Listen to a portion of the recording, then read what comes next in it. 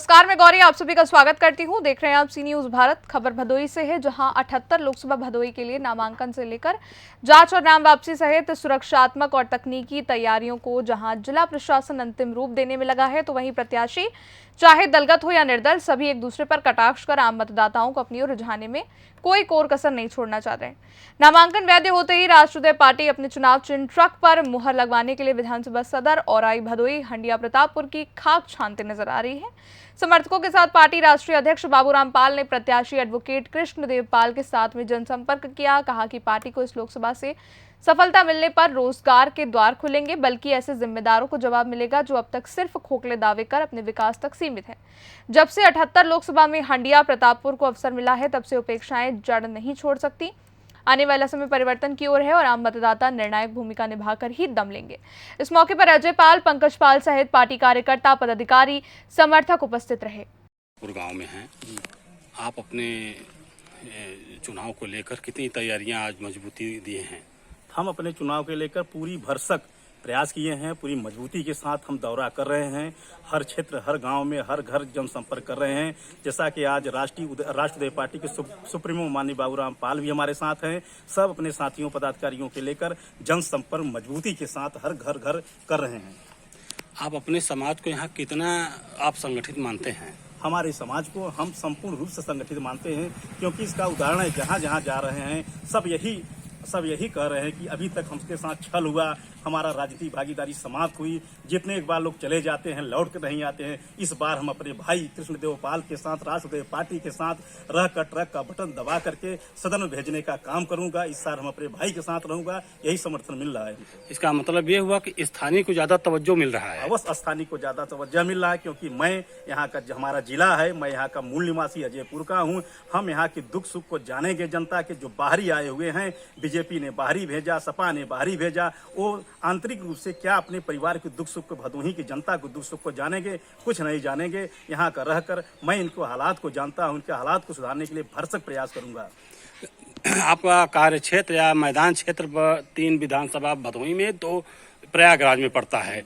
वहाँ तक आपकी कितनी पहुँच बनी है? वहाँ तक हमारा पूर्ण रूप से पहुँच है। हड़िया में कई दिनों, विगत महीनों से हम लोग प्रयास कर रहे हैं और प्रतापपुर विधानसभा में भी प्रयास कर रहे हैं। वहाँ की जनता हमको पूर्ण रूप से सहयोग कर रही है और सत्ता में लाने के लिए संकल्पित है। इस बार परिवर्तन होगा और राष्ट्रीय पार्टी को ही चुनाव में ट्रक का दबन दबाने का पूर्ण रूप से भूमिका निभाएंगे और सदन भेजने का पूरा साथ देंगे। सदन में पहुँचने का आपका मुख्य उद्देश्य क्या है? सदन में पहुँचने का हमारा मुख्य उद्देश्य है, आज समाज में बड़े बड़े वादे सरकार कर रही है। सरकार ने, मोदी ने कहा था हम देश को झुकने नहीं देंगे, हम देश को बिकने नहीं देंगे, लेकिन देखा जाए तो आज तमाम प्रकार की प्राइवेट करते हुए चले जा रहे हैं। विद्युत भेज दिए, ट्रेन, रेलवे भेजते हुए जा रहे हैं। और माननीय गृह मंत्री अमित शाह ने भी कहा था यदि मेरी सरकार बनेगी तो हम युवकों को 2 लाख प्रतिवर्ष नौकरी देंगे। परिणाम ठीक इसका उल्टा हुआ कि अनेक छात्र छात्रा बेरोजगार हुए और उन्हें अनेक प्रकार की समस्याओं से जूझना पड़ा। और सबसे बड़ी समस्या यहाँ तो ये आती है कि जब किसी भी वैकेंसी निकलती है, वैकेंसी निकाली गई, छात्रों के साथ गलत हुआ और वैकेंसी को निरस्त कर दिया गया, ठीक चुनाव के पहले निरस्त कर दिया गया। ऐसे छात्रों के साथ घोर जो अन्याय हुआ, उस अन्याय के हम लोग खिलाफ है, हमारी पार्टी और हमारी जनता खिलाफ है। हम लोग ऐसे सरकार को नहीं आने देंगे और जनता का पूर्ण साथ हमके साथ मिल रहा है कि ऐसे में हम लोग जा करके और विकास करेंगे और जो भी होगा उसको पूर्ण रूप से हम विकास में जितना भी साधक काम में आएगा वो करेंगे। जनता आपसे पूर्ण रूप से संतुष्ट है? जनता हमारे पूर्ण रूप से संतुष्ट। जी राष्ट्रीय अध्यक्ष जी, आज आप सदर विधानसभा क्षेत्र और लोकसभा 78 के जगापुर गांव में मौजूद हैं। क्या उद्देश्य है यहाँ आने का? आज मैं हमारे लोकसभा जो है प्रत्याशी राष्ट्रीय पार्टी भदोही से एडवोकेट कृष्णदेव पाल जी चुनाव लड़ रहे हैं, तो हम प्रचार प्रसार के लिए यहाँ पे आज क्षेत्र का दौरा है। हमारे साथ जो है कि हमारे राष्ट्रीय पार्टी के सांस्कृतिक प्रकोष्ठ के जो है कि नेता आलोक सिंह पाल जी हैं और पवन जी हैं। तो हमने प्रचार प्रसार में आज यहाँ का भ्रमण किया हूँ और लोक सभा में मजबूती के साथ राष्ट्रीय पार्टी भदोही से चुनाव लड़ रही है। जनता का साथ और सपोर्ट, समर्थन मिल रहा है। इसी सिलसिले में आज का ये भ्रमण है। आप मुख्य चुनौती आप किससे मानते हैं?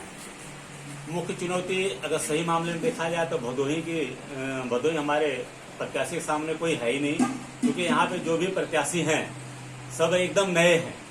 और हमारे जो प्रत्याशी हैं, हमारे राष्ट्रीय पार्टी के यहाँ से जिला अध्यक्ष हैं, तो ये संगठन का दायित्व संभालते हुए भदोही लोकसभा की जनता में एक लोकप्रिय हैं। तो इनके सामने जो है कोई प्रत्याशी चुनौती है ही नहीं है। हाँ, ये जरूर है कि झूठी झूठी बातें करके, गुमराह करके कोई आकर के यहाँ से लोगों का सपोर्ट लेना चाहेगा, लेकिन हमारा पूरा विश्वास है कि ये अपना बेटा और अपना नेता, अपना भाई चुनने का काम इस बार भदोही लोकसभा की जनता करेगी।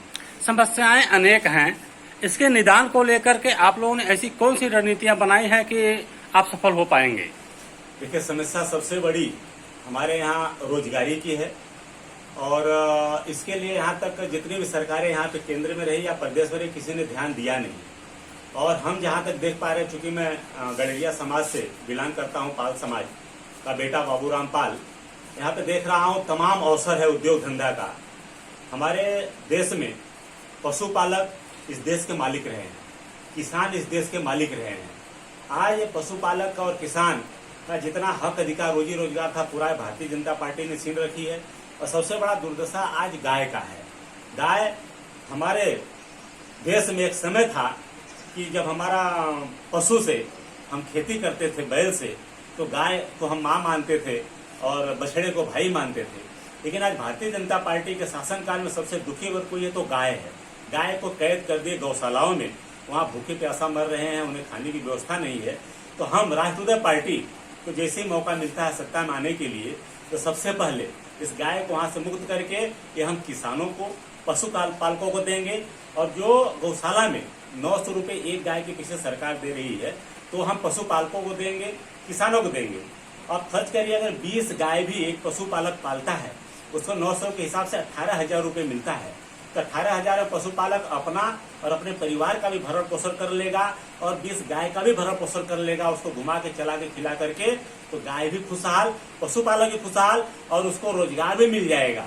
नहीं, आज वही पशुपालक का बेटा जाकर मुंबई में, दिल्ली में, गुजरात में नौकरी करके नौकर बन गया है।